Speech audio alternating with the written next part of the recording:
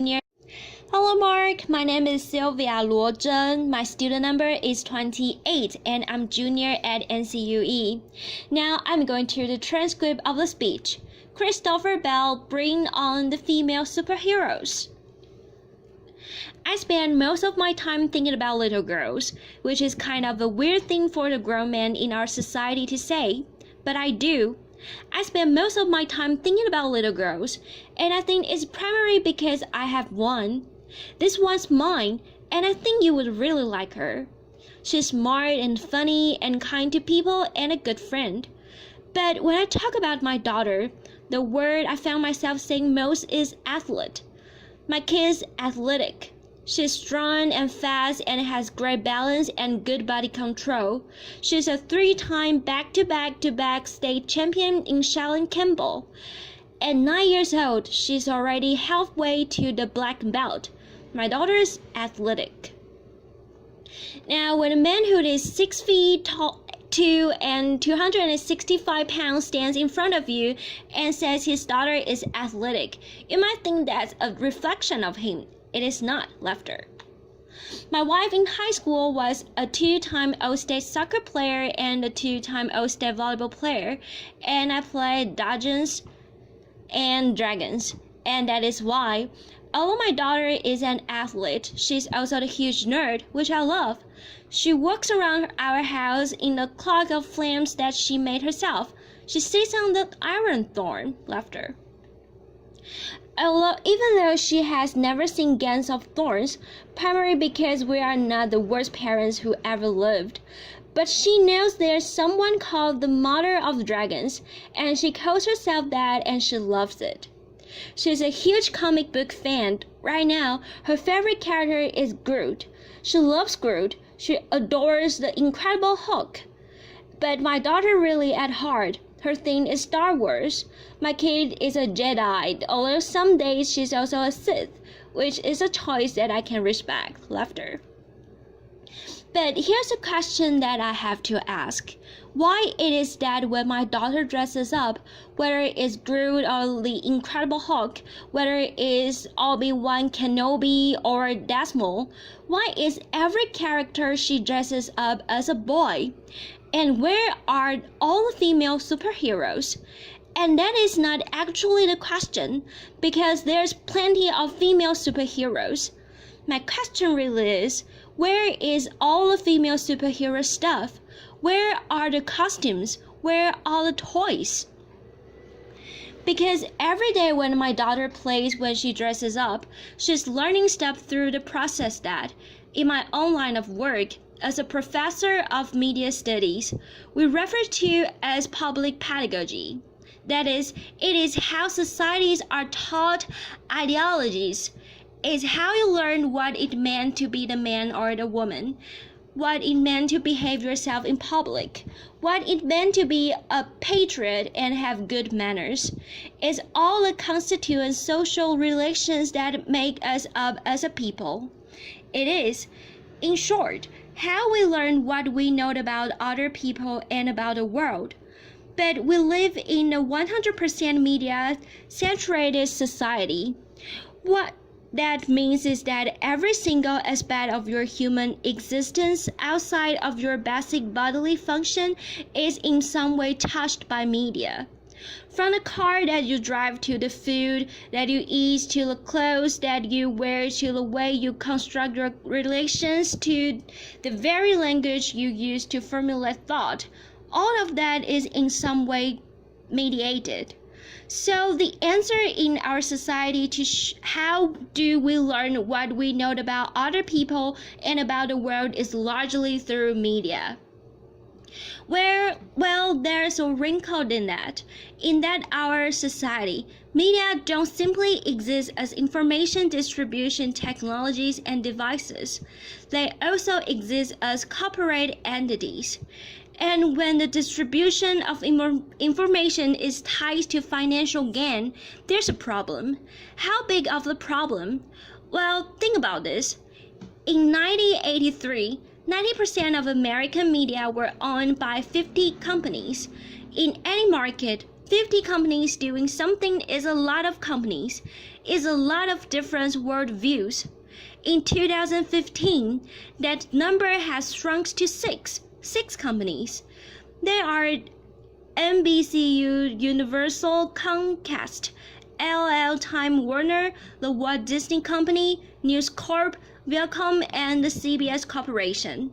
These six companies produce 9 out of every 10 movies you watch, 9 out of every 10 television shows, 9 out of every 10 songs, 9 out of every 10 books. So my question to you is, if 6 companies control 90% of American media, how much influence do you think they have over what you're allowed to see every day?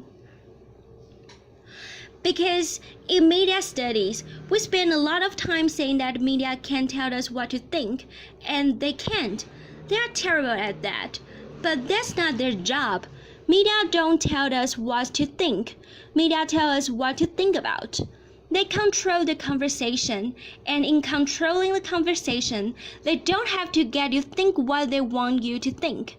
They just get you thinking about the things they want you to think about, and more importantly, not thinking about the things that don't you to think about. They control the conversation. How does leaks work in practice? Let's just take one of those companies. We'll do an easy one. Let's talk about the Walt Disney Company for the second. The reason why I always pick the Walt Disney Company is this. Is there a single person in the room who has never seen a Disney movie? Look around. Exactly. I picked Disney because they have what we call 100% penetration in our society. Every single person has been exposed to Disney, so it's an easy one for me to use. Since 1937, Disney has made most of its money selling princess to girls. It's made a huge chunk of its money.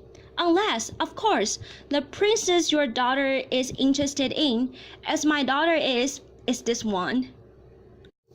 See, in 2012, Disney purchased Lucasfilm for the sum of $4 billion, and immediately they flooded the Disney stores with Han Solo and Obi-Wan Kenobi, with Darth Vader and Luke Skywalker and Yoda, and not Princess Leia. Why? Because this princess messes up the public pedagogy for these princesses. So Disney did not put Princess Leia merchandise in the store. And when people went to Disney and said, "Hey, where's all the Princess Leia stuff?" Disney said, "We have no intention of putting Princess Leia merchandise in the store." And fans were angry, and they took to Twitter with the hashtag "We want Leia." And Disney said, "Wait, that's not what we meant. What we meant was we don't have any Princess Leia merchandise yet, but we will." And that was in 2012, and it is 2015. And if you go to the Disney store, as I recently have, and look for Princess Leia merchandise, do you know how many Princess Leia items there are in the Disney store? 0, because Disney has no intention of putting Princess Leia in the store. And we shouldn't be surprised because we found out that was their policy when they bought Marvel in 2009 for the sum of $4.5 billion.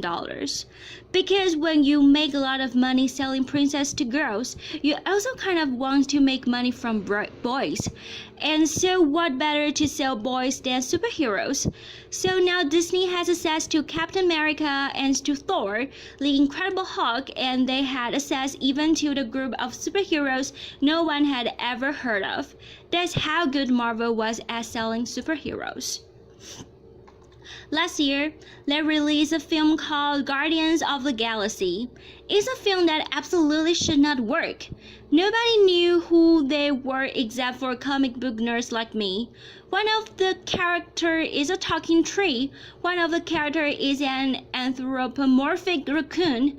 It should not work, and they made a killing of the Guardians of the Galaxy. This character here is in the middle. Her name is Gamora. She's played by the Zoe Saldana, and she's strong and smart and fast and fights like a ninja. and she's played by the beautiful black woman, and my daughter falls in love with her. So like any good nerd dad, I went to buy my daughter Gamora stuff, and when I go to the store, I learned a very interesting thing. If I wanted to buy her a Gamora backpack, well, Gamora's not on it.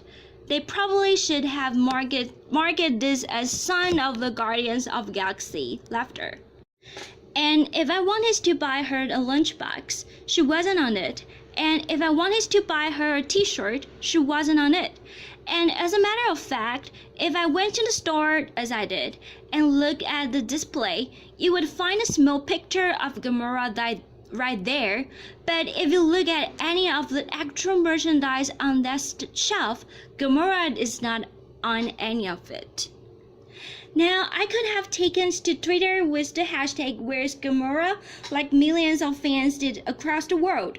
But the truth was, I wasn't even really that surprised, because I was there when Disney has released the Avengers.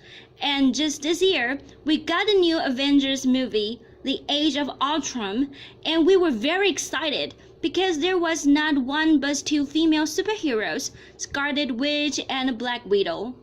And we were very excited. But here's a real thing about this. Even though Scarlett Johansson, who is one of the most popular actresses in America, plays Black Widow, and Black Widow is the star of not one, not two, but 5 different Marvel movies, there is not a single piece of Black Widow merchandise available. Not one. And if you go to a Disney store and look for Black Widow costumes, what you will find is you will find Captain America and the Incredible Hulk. You will find Iron Man and Thor. You will even find War Machine, who isn't even really in the movie that long. Who you will not find is Black Widow. And I could have gone to Twitter with the hashtag, as many people did, where's Natasha? But I'm tired of doing that. I'm tired of having to do that.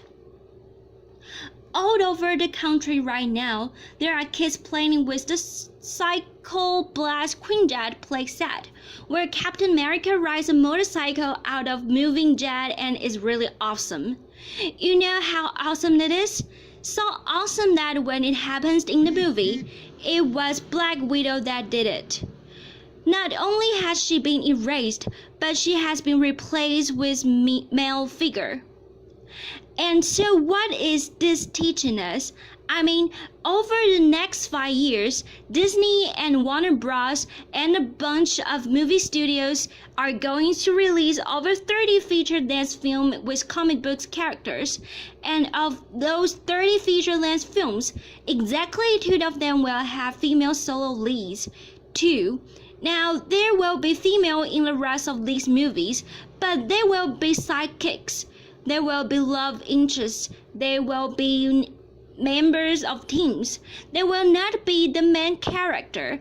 And if what we learned, what we know about other people and about the world we learn through media, then these companies are teaching my daughter that even if she's strong and smart and fast and fights like ninja, all 4 of which are true of her, it doesn't matter.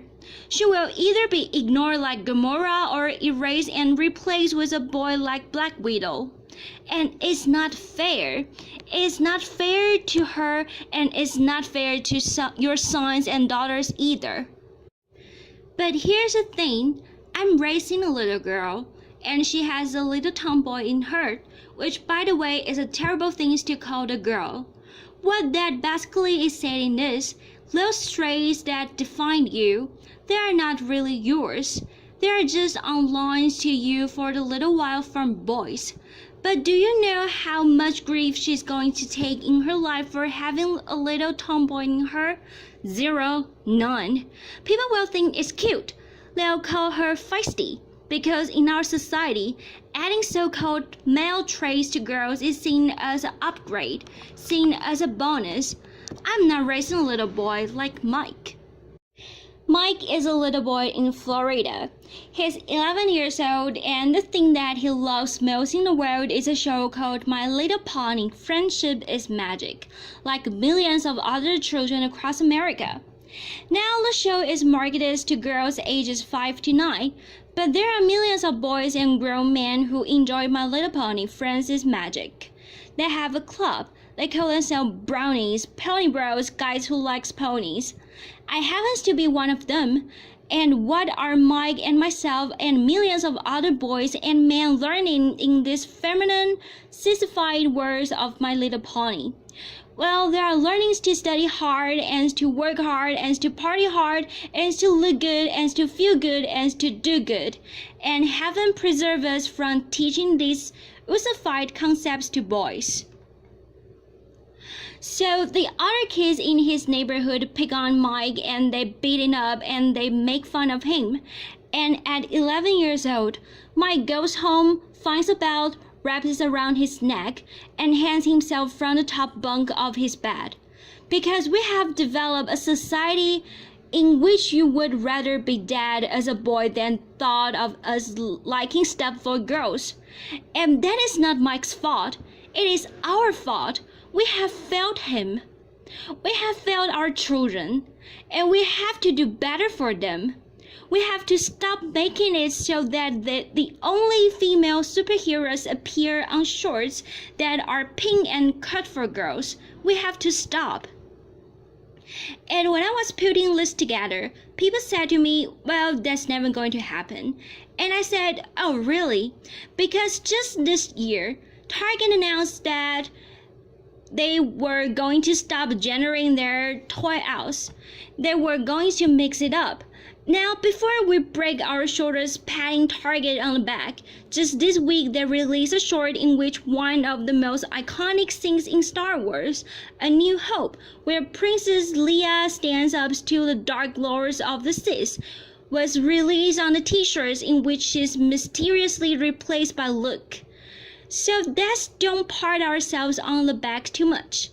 Just this week also, Disney announced it was no longer going to gender its Halloween costumes, which I say thank you, Disney, except the only costumes you make are of male superheroes, so does it matter who you have wearing them?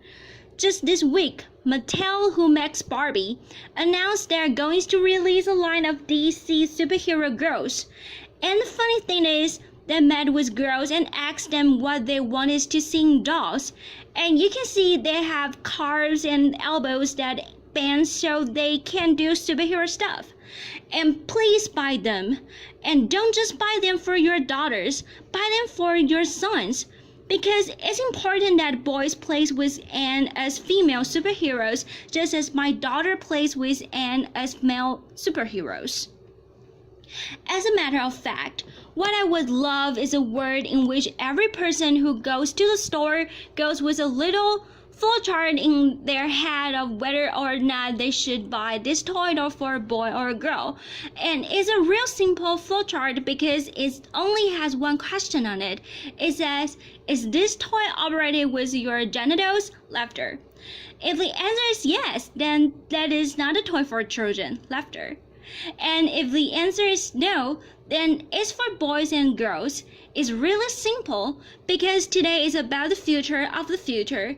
And in my future, boys and girls are equally respected, equally valued, and most importantly, equally represented. Thank you. Applause. Thank you.